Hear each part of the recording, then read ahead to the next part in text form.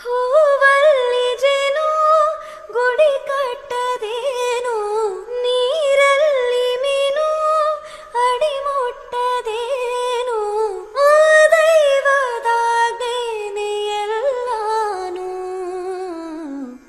ಹೇ ಶಾರದೆ ದಯ ಪಾಲಿಸು, ಹೇ ಬಾಳನು ಬೆಳಕಾಗಿಸು, ಹೇ ಶಾರದೆ.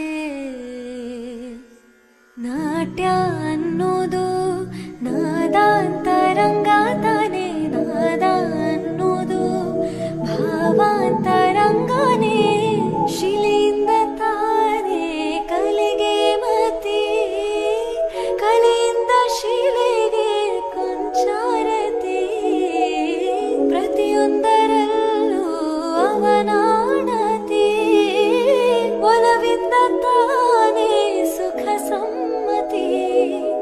ಈ ಲೋಕವೇ ರಂಗಭೂಮಿ ತಂತಾನೆ ನಡೆಯುತ್ತೆ ಸ್ವಾಮಿ, ಪಾಲಿಗೆ ಬಂದಂಥ ಪಾತ್ರನ ಎಲ್ಲರೂ ಜೀವಂತಿಸಿ.